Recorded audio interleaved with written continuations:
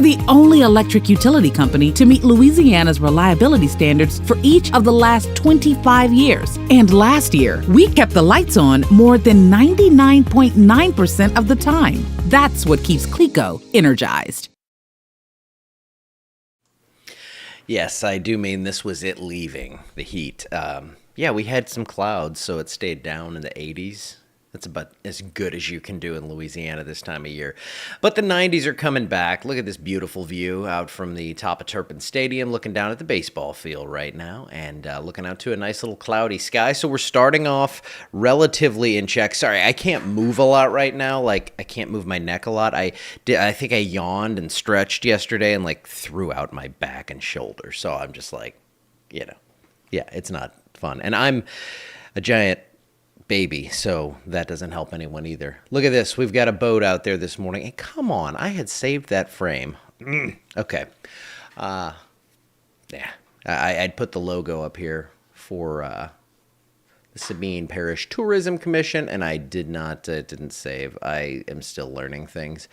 Anyway, we got someone out there hanging out on the boat, and we've got a beautiful view of Toledo Bend, so the cameras are looking good. We have rain out to the west. That's nothing heavy. Here's your system that the National Hurricane Center described as lumbering toward the coast, and I think that's just because it's just this big, wide area of low pressure with it has a center, but it's like not this tight center that we see in a hurricane, or a tropical system where it's a real defined center. Now, we've had rain in the area the last few days. I've had 0.9, almost 0.9 inches, 0.89 at the house, and you can see these are estimates from the radar, so it's going to look a little different from place to place, but everyone has seen raindrops, though it's varied from not much at all out there near Fort Johnson to a couple inches up around Faraday.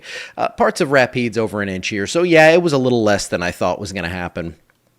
But we did see some rain, saw some clouds, and that helped us stay below 90 degrees, 78 here right now. It looks like we're going to jump up today to near 90. I think we hit that in some spots. It just depends on how much sunshine you see.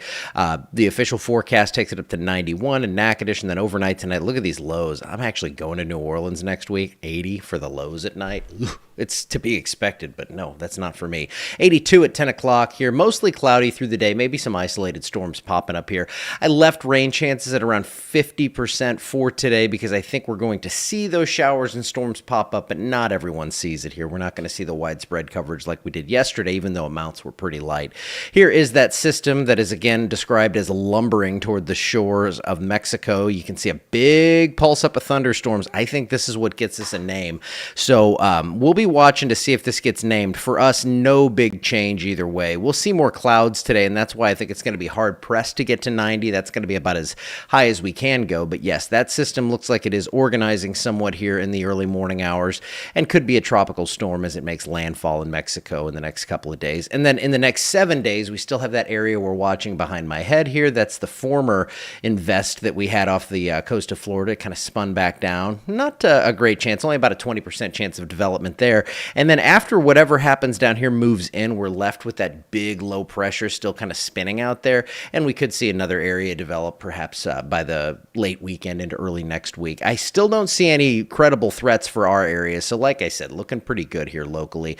Tons of moisture down there. You can see that kind of cuts off east of New Orleans, and that's what's going to be mixing into our area, and that's what's going to be keeping us fairly dry over the next several days. Here's Futurecast models showing that we have those pop-up storms that'll form late this afternoon.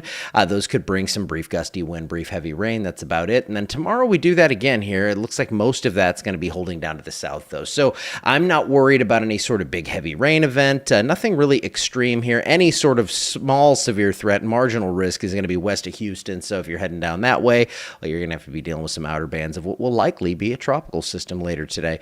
So here is that 7-day outdoor plans this weekend. It's hot. We're heading toward July, so this is no big surprise. Scattered storms today. Best chance for rain comes today, and it doesn't look like a great one. And then we start to see moisture increase again early next week, so maybe some scattered storms come back into the area Monday and Tuesday, but nothing that's plan-altering crazy weather here. Now, it looks like it's, again, surprise, surprise, going to be warm or slightly warmer than normal or warmer than our climatological averages as we end June and head into July, so lots of 90s out there. I don't see any hundreds showing up yet.